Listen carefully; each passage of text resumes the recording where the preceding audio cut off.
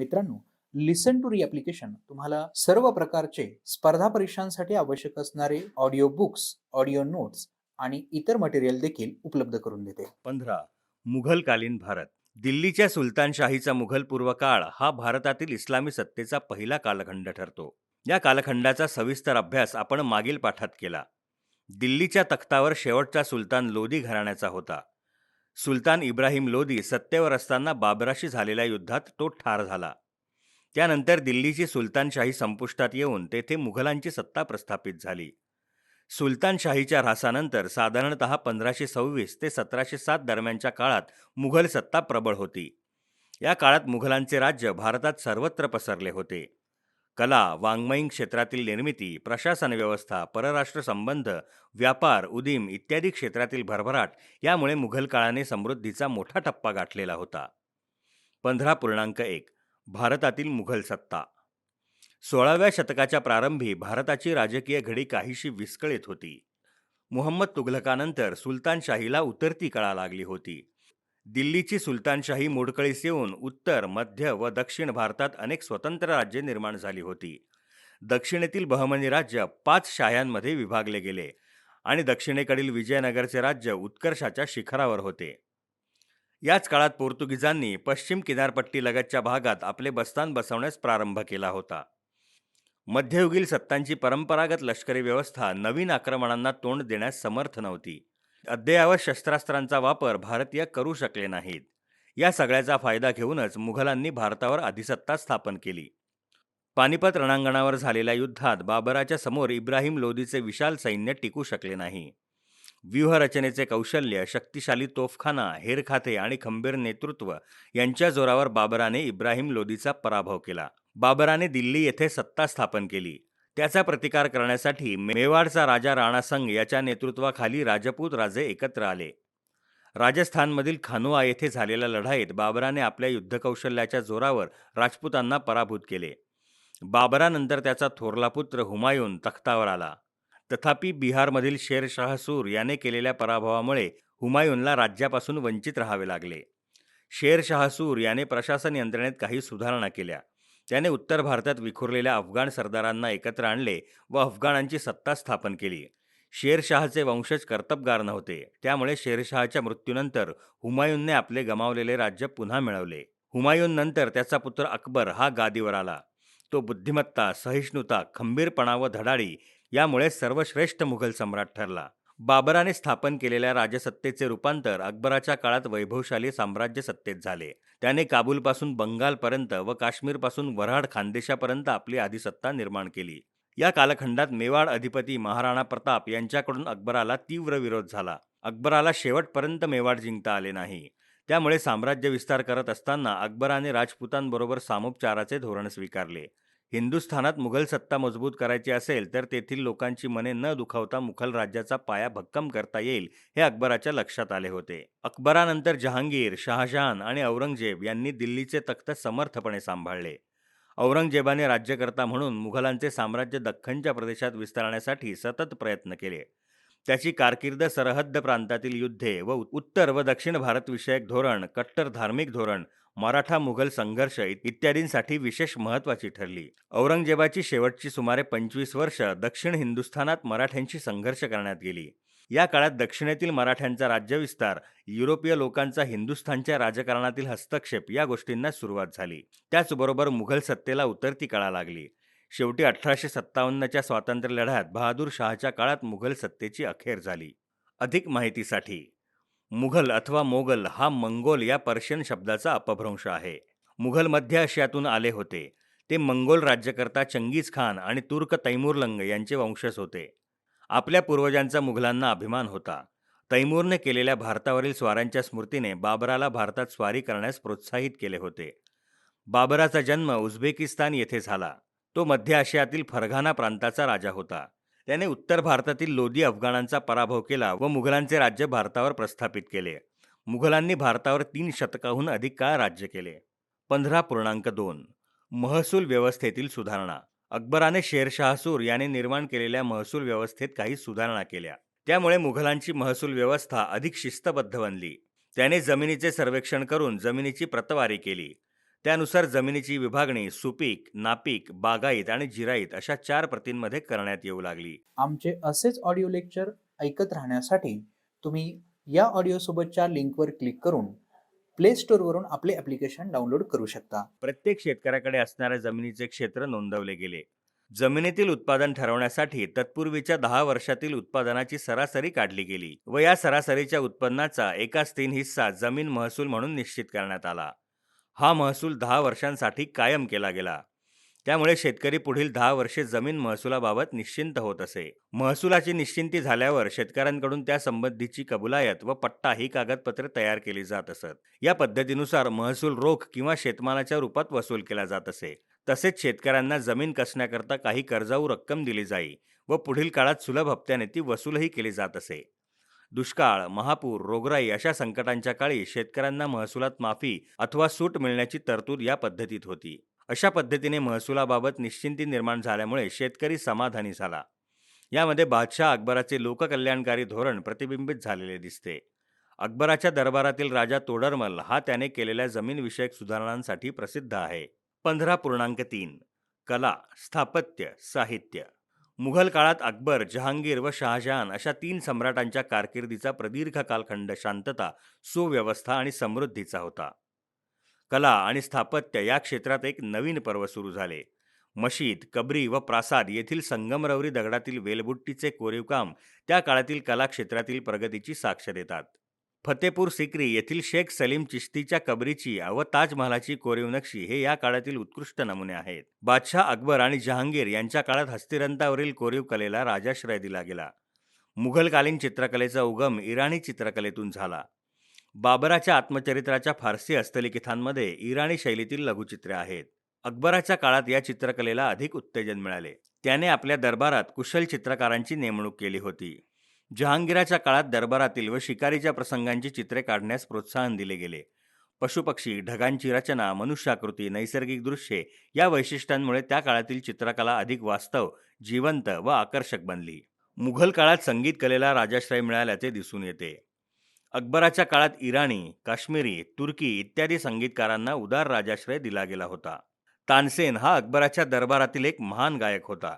या काळात हिंदुस्थानी संगीताचा उत्कर्ष झाला. जहांगीर आणि शहाजहान यांच्या काळात देखील संगीत कलेला प्रोत्साहन दिले गेले. औरंगजेबाच्या कारकिर्दीत मात्र या सर्व कलांवर बंदी घातल्यामुळे कलेचा ऱ्हास झालेला दिसून येतो. अकबराच्या काळापर्यंत स्थापत्य कलेवर इराणी स्थापत्यकलेचा प्रभाव अधिक प्रमाणात आढळून येतो. पुढील काळात त्यात बदल होत गेला आणि ही कला भारतीय इस्लामी स्थापत्यकला इंडो इस्लामिक म्हणून नावारूपाला आली. सुलतानशाही काळातील स्थापत्यात भक्कमपणा आणि साधेपणा ही वैशिष्ट्ये दिसतात. मुघल काळात मात्र कलाकुसर व सौंदर्य ही वैशिष्ट्ये अधिक जाणवतात. बाबराच्या काळात पानिपतमधील काबुलबाग मशीद, उत्तर प्रदेशात संभल येथील जामा मस्जिद इराणी शैलीत बांधली गेली. शेरशहाच्या काळात सहस्त्राम, बिहार येथे बांधलेली कबर ही भारतीय इस्लामी स्थापत्य शैलीचा उत्कृष्ट नमुना आहे. दिल्ली येथे शेरशहाने पुराणा किल्ला बांधला. अकबराच्या काळात फतेपूर सिक्री हे नगर वसवले गेले. त्यामध्ये जामा मस्जिद, बुलंद दरवाजा अशा वास्तूंची उभारणी झाली. त्याने आग्र्याचा किल्ला, लाहोरचा किल्ला, अलाहाबादचा किल्ला, अटकचा किल्ला असे महत्त्वाचे किल्ले बांधले. लाल दगडांचा आणि संगमरवरी दगडाचा वापर, भव्य घुमट, कमानी ही त्या काळातील स्थापत्याची वैशिष्ट्ये होती. मुघल बादशाह हे निसर्गप्रेमी होते. त्यांनी विस्तीर्ण बागा तयार केल्या. तसेच काश्मीरमधील शालिमार बाग, निषाद बाग ह्या आजही प्रसिद्ध आहेत. शहाजहानचा काळ हा मुघल स्थापत्याचा उत्कृष्ट काळ होता. दिल्लीच्या लाल किल्ल्यातील दिवाणे आम, दिवाणे खास, जामा मस्जिद, मोती मशीद या इमारती त्या काळात बांधल्या गेल्या. आग्र्याचा ताजमहाल ही या काळातील एक अजोड आणि अमर कलावास्तू म्हणून प्रसिद्ध आहे. त्यानंतर मात्र मुघल स्थापत्यास उतरतीची कळा लागली. मुघल काळात उत्तमोत्तम अशी फारसी भाषेतील साहित्यकृती निर्माण झाल्या. बाबर हा स्वतः फारसी व तुर्की भाषांचा जाणकार होता. बाबरनामा हे त्याचे आत्मवृत्त प्रसिद्ध आहे. त्यानंतरचा महत्त्वाचा ग्रंथ म्हणजे हुमायूनच्या काळातील मिर्झा हैदर याचा तारीखे रशिदी हा होय. अकबराने राजतरंगिणी, लीलावती, रामायण, महाभारत, हरिवंश व पंचतंत्र या संस्कृत ग्रंथांचे फारसीत भाषांतर करून घेतले. अबुल फजल याने अकबरनामा व ऐन ए अकबरी हे सुप्रसिद्ध ग्रंथ लिहिले. शहाजहानचा मुलगा दारा शुकोह हा संस्कृत पंडित होता. त्याने अनेक उपनिषदांचे फारसीमध्ये भाषांतर केले. मुघल काळात बादशहाचे चित्र व इतिहास या 2 विषयावरील अनेक साहित्यकृती निर्माण झाल्या. त्यातील तारीखे खाफी खान हा खाफी खानाचा ग्रंथ प्रसिद्ध आहे. आमचे असेच ऑडिओ लेक्चर ऐकत राहण्यासाठी तुम्ही या ऑडिओसोबतच्या लिंकवर क्लिक करून प्ले स्टोअरवरून आपले ॲप्लिकेशन डाउनलोड करू शकता. मुघल काळात गोस्वामी तुलसीदासांचे रामचरितमानस, सूरदास व संत मीराबाईंचे काव्य, मलिक मुहम्मद जायसी रचित पद्मावत, संत कबीराचे दोहे हे स्थानिक बोलीभाषेतील प्रसिद्ध साहित्य आहे.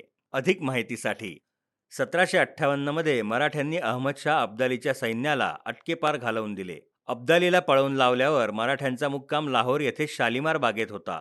या संदर्भात मराठी रियासत खंड 4 मध्ये रियासतकार गो स सरदेसाई लिहितात, इकडे मागे दादासाहेबाने म्हणजेच रघुनाथराव पेशवे यांनी येऊन लाहोरचा कब्जा घेतला. शहराबाहेर बादशहांचा पुरातन वाडा शालिमार बागात आहे. त्यात आदिना बेगने दादांचा मुक्काम ठेवून त्याच्या सत्कारार्थ प्रचंड दीपोत्सव केला. त्यास 1,00,000 खर्च झाले. हा समारंभ बहुधान्य संवत्सराच्या वर्षारंभी शुभमुहूर्तावर सिद्ध होऊन रघुनाथ दादाचा भाग्यरवी उगवला. मराठा सरदार हरी रघुनाथ भिडे यांनी 21 एप्रिल 1758 रोजी पत्र लिहून पंजाब स्वारीची हकीकत पुण्याला पेशव्यास लिहून पाठवली. त्यातील पुढील वाक्य महत्त्वाचे आहे. दक्षिणी फौज पूर्वी दिल्ली पलीकडे आली नव्हती, ते चिनाबपर्यंत पोहोचली.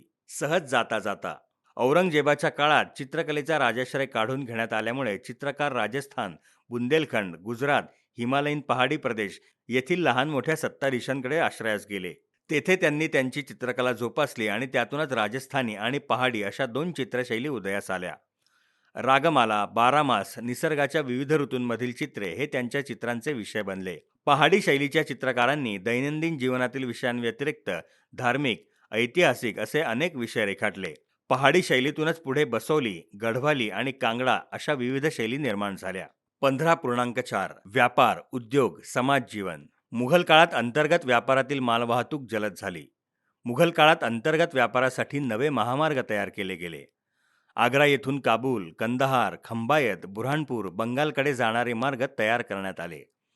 परदेशांशी होणारा समुद्री व्यापार प्रामुख्याने खंबायत, भरूच, सुरत, दाभोळ, कालिकत यांसारख्या पश्चिम किनारपट्टीवरील बंदरातून होत असे. अरबस्तान, इराण, चीन, आर्मेनिया आणि युरोप खंडातील काही देश त्यांच्याशी भारताचा व्यापार चालत असे.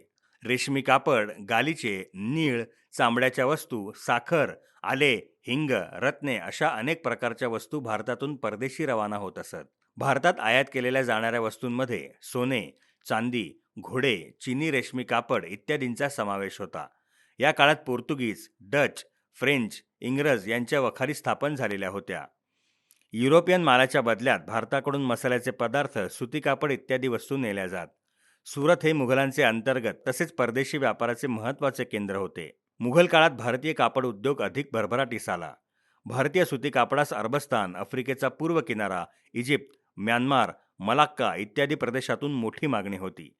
आग्रा येथे कापड रंगवण्यासाठी लागणाऱ्या रंगांचे उत्पादन होत असे. नीळ, हळद, लाख, कुसुंब इत्यादी पदार्थांपासून विविध प्रकारचे रंग तयार केले जात. ओतकामाच्या उद्योगात शस्त्रास्त्रे व शेतकऱ्यांना लागणारी अवजारे तयार केली जात. तांबे व पितळ यांच्यापासून बनवलेल्या भांड्यांना मोठ्या प्रमाणात मागणी होती. कागद निर्मितीसाठी बिहार प्रांत प्रसिद्ध होता. येथे रेशमापासून कागद तयार केला जात असे. सियालकोटचा कागद पांढरा शुभ्र म्हणून प्रसिद्ध होता.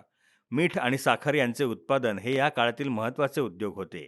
मुघल काळात साम्राज्यातील बहुसंख्य लोक खेड्यात राहत असत. प्रत्येक गाव स्वयंपूर्ण असे. गावाची सुरक्षितता व सुव्यवस्था, गावातील दैनंदिन जीवनाच्या गरजा गावातच पूर्ण होत असत. या काळात जातीव्यवस्था स्थिर राहिली. मुघल काळात उच्च वर्गातील मुसलमान व हिंदू या 2 समाजांमध्ये पडदा पद्धत प्रचलित होती. सुलतानशाही काळातील शिक्षण पद्धतीमध्ये मुघल काळातही अकबर बादशहापर्यंत फारसे बदल झाले नाहीत. अकबराने मात्र या पद्धतीत महत्त्वाच्या सुधारणा केल्या.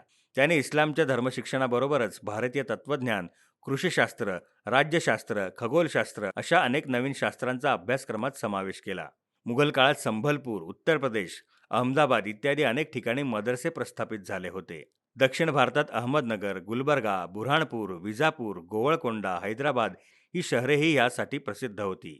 अहमदनगर येथे संत ताहीर यांनी प्रस्थापित केलेला मदरसा होता. मदरशांमध्ये सुसज्ज ग्रंथालये होती. त्यांची देखभाल करण्यासाठी खास सेवक वर्ग नेमलेला होता. अधिक माहितीसाठी मुघल काळात परदेशी व्यापार भरभराटीस आलेला दिसून येतो. भारतातून होणारी निर्यात आयातीपेक्षा अधिक होती. भारतातून निर्यात केल्या जाणाऱ्या वस्तूंमध्ये रेशमी कापड, रत्ने, मसाल्याचे पदार्थ अशा अनेक वस्तूंचा समावेश होता.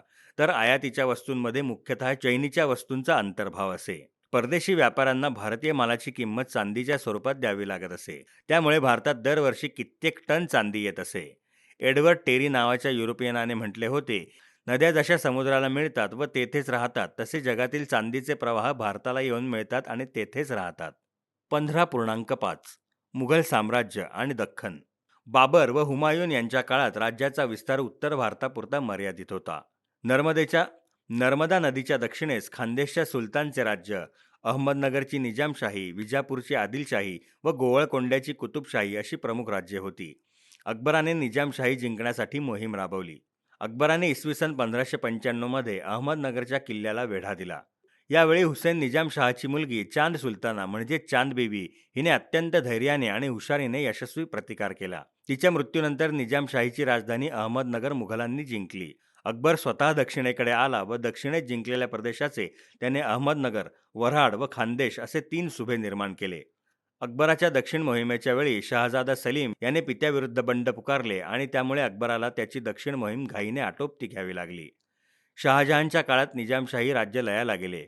मात्र आदिलशाही व कुतुबशाही यांनी आपले अस्तित्व टिकवले. नंतरच्या काळात औरंगजेबाला त्यांचे उच्चाटन करण्यात यश मिळाले.